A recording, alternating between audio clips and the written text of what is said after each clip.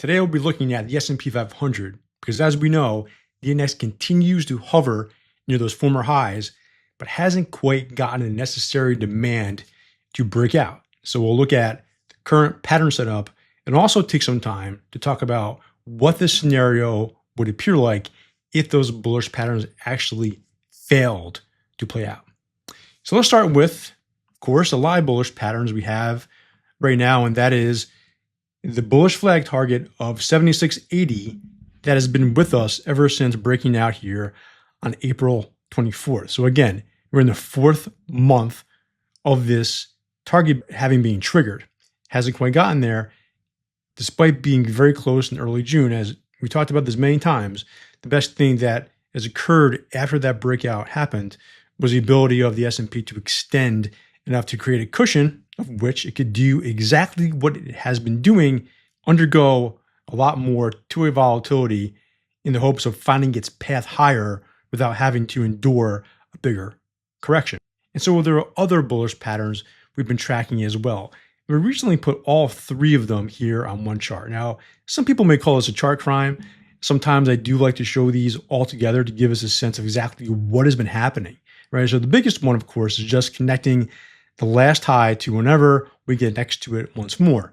And if and when that occurs, this could be one big bullish pattern. Now, we don't know really which of these higher lows here will matter most, but at the same time, this entire range could be used as a potential base of which to break out from.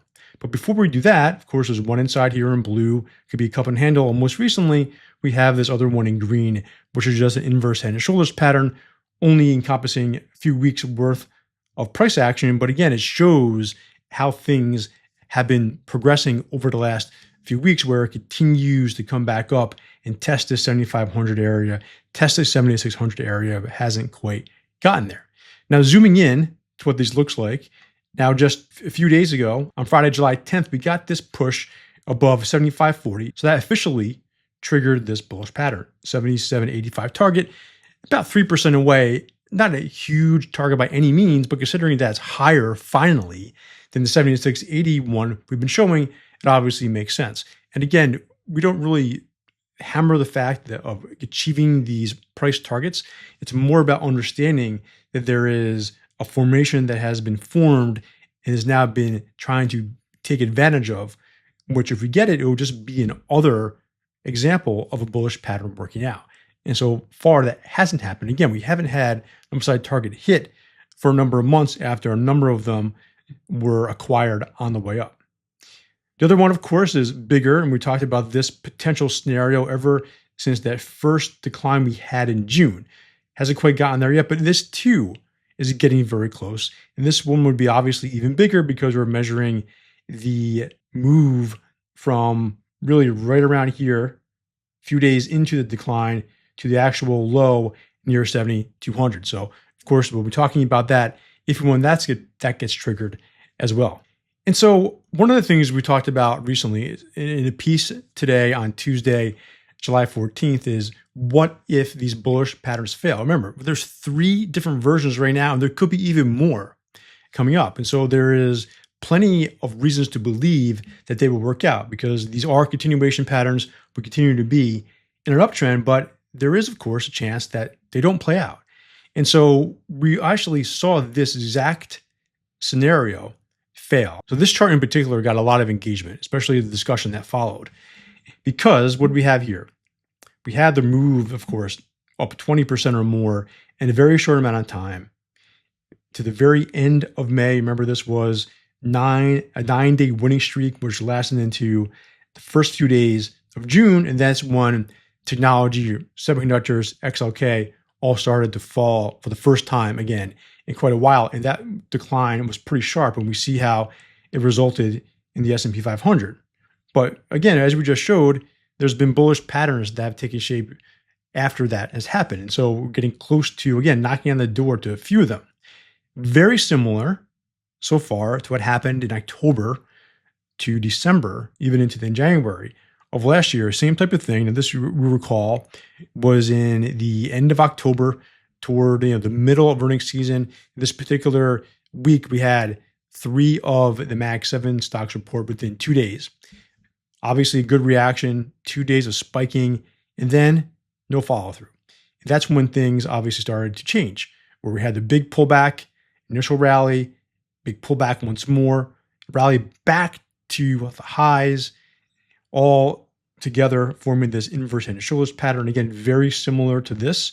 As of right now, looks like a cup and handle pattern in terms of the period we're measuring. And we finally got that breakout just as December was ending, January was beginning, but never quite got there. Remember, we had this particular pattern in play all the way until here because we just stayed within the confines of this breakout zone. Remember, we're looking at this in terms of colors, red, yellow, green. We're oscillating back and forth within that entire range the whole time. And while it wasn't negated in terms of a pullback that was exaggerated, it just wore its welcome out. And we just didn't like what was happening underneath the surface because when we have a clean breakout, right, it happens immediately. If you're in a strong uptrend, you get breakouts, we see a strong follow through, and up we go. Remember, we're just talking about how that occurred from this bullish flag pattern here, an initial strong move higher and continued up that way. And so that eventually gave way and the foundation weakened and things fell apart. So the question is, why did that happen? And could we be expecting the same type of scenario play out now? Well, at the same time, remember, again, as we just talked about, this is all large cap growth led to the point where XLK versus the S&P 500 was rallying along with it, meaning that there is relative strength within large cap tech all the way through until, again, October. So when the market rolled over, it was because the XLK was doing even worse. And that back and forth movement, but lower highs and lower lows persisted all the way into early February. And that's just when things started to roll over. So you think once this stopped and we saw that XLK versus S&P 500 ratio line start to rally, that the market would respond in kind as well. Well, it didn't happen, and we'll look at why in a second. But for right now, it's important to realize the same exact scenario played out when the S&P, again, after that 9-day winning streak, as June began, things fell apart. We saw the complete unwind of technology and semiconductors, of course, pulling the S&P 500 lower. And as you can tell, it's gotten even more severe in terms of XLK underperforming the S&P 500 with those lower highs in place, even as the S&P hovers near here. So the question is, how is this possible? Considering that technology was literally responsible for this entire run higher. When that helium came out of the balloon, something changed. Something changed internally, and that was what? Breadth starting to improve. So we see it here right away, same type of thing where XLK started to underperform the S&P 500. Very soon after that, what happened? The S&P 500's cumulative advanced decline line bottomed right at the end of November and continued to rally all the way until when? The very end of February, beginning of March. As it was doing so, even though the XLK was underperforming, it was enough to keep the S&P making new highs, marginally so, but allowed the S&P 500 to stay buoyant and actually make higher highs along the way. That only failed when what? The 80 line topped, started to roll over aggressively. So even though, again, XLK versus S&P 500 was rallying or making higher highs and higher lows, because the rest of the market was falling apart, the field, that was enough to pull everything lower. And so the question is right now, right, can this continue? Can we continue to see the breadth underneath the S&P 500 hold it up? Best case scenario is that we finally see a bid come back into technology as breadth stays strong. Worst case scenario is exactly what happened here, where the falling or underperforming largest names continue to unwind to the fact it becomes a liquidity event where people need to raise capital from all other areas on the market. And that's when we could see this AD line roll over. So if you want to read more about that, again, check out our free Cap Notes newsletter on Substack. We shared that entire piece of content with our Cap Notes subscribers today. You can also check out, of course, all the other pieces we have, sharing these 5 best charts for the week. We've been doing that on Saturday. Really well received. Again, we go through a specific chart that we talked about in each opening look piece from Monday through Friday of the prior week, as along with sharing a number of our chart trade ideas as well, which we share with our premium CappThesis clients every single day. So again, it's capnotes.substack.com. Look forward to seeing you there. And so we can also see the positive breath just by looking at the daily price action. Again, we share this table every day on our opening look pieces because, again, we don't even need to see the charts when we have this staring at us because we have an idea of what's happening underneath the surface. So some back and forth movement from a percent change basis, but what has happened recently is that we've seen fewer big moves. That's coincided with strong closes above the midpoint. But the most important thing is that in 20 of the last trading days, we've now had a positive breath 16 times. And that includes, and especially includes actually, the days when technology has underperformed. That has really been the sign of rotation on both sides. When technology has underperformed, we've had a positive breath. When technology has outperformed, sometimes the breath hasn't been that good, right? Those were these particular days, as we can see here. But overall, all that together has led to what? The S&P 500 hovering near its highs, knocking on the door of breaking out from multiple bullish patterns. And so again, as we just talked about, for that to actually occur, probably need technology to wake up a bit, but we also need positive breath to stick with us. And again, as we get into earnings season now, it's going to be very important to monitor how the internals look. And so we also see this from the equal weight RSP ETF perspective, right? Here's that cumulative AD line once more, making new highs as the RSP equal weight ETF continues to make new highs as well. So another way we can track this is see how well the RSP does, going forward. It's been making marginal new highs along the way, of course, much better than the S&P, which last made its new high right around here, right? So obviously outperforming with the help of all of its components doing better most days. Again, 80% of the time over the last month of trading.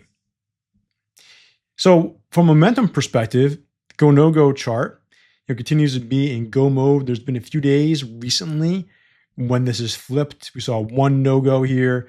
We saw a few days when it was neutral. And so it shows that with momentum kind of slowing down, we're seeing it here just a bit. And so if we continue to see it fail and move out of bullish mode or start seeing more of these bars that are not green or blue, that could tell us that maybe things are rolling over. And to give you an idea, again, of how that looked like from the same period we're talking about, from November all the way to February, that's what happened. Where we started to see, marginal new highs. That was good, but the ensuing pullbacks all kind of knocked that go-no-go indicator off of the strictly bullish mode, right? And so especially true as February began, where many more. And again, remember, if you look back here, we're still net flat over the last 4 or 5 months heading into March, but we just saw more and more indications of trend breaking, as well as the foundation of breadth unwinding. And that was too much for the S&P to handle. Again, we know this is news related, but at the same time, there is some weakness underneath the surface to suggest that if that bad news was going to be worse, there wasn't a lot of support underneath the market to keep it afloat.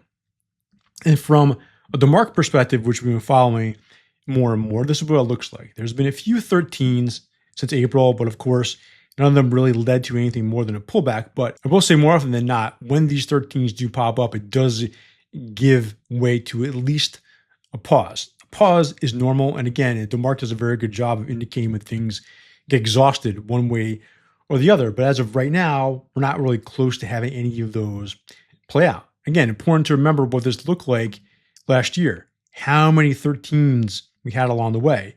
And again, sometimes it caused a pullback, sometimes not. But when more and more of them happen, as everything else we talked about was occurring, then we kind of build the case that maybe the character of the market is changing, and those are the things I'll be looking for going forward. This is what it looks like from a weekly perspective as well. Last time we had a weekly 13, we see was, again, around the same time, right? October, November of 2025. It didn't lead to anything until a few weeks or a few months later, but just seeing those weekly 13s pop up gave us an indication, maybe from intermediate term basis, the risk reward wasn't as good either. And again, so much more needs to happen for those to occur. It makes sense to pay attention. But right now, again, we're very far from having that happen. And we see how things have played out in 2024, all the way to 25, a few pauses, but overall, the market continued higher. And so there's one more thing we haven't talked about, which may be the most important thing that we always discuss, is that what about the bearish patterns? We talked about that there are bullish patterns out there, and if they fail, what could happen? Well, eventually the market could roll over, but not without what? Some of those consolidation zones actually forming tops and then being taken advantage of. And so right now, we've been talking about this potential head and shoulders pattern, or were at least, as June was playing out. But guess what?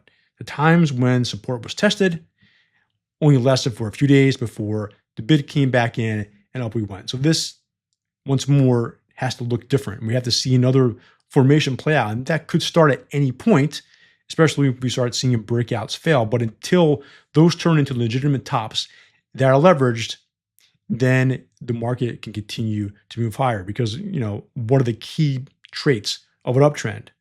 Again, bullish patterns working, but bearish patterns failing is, I'd argue, even more important.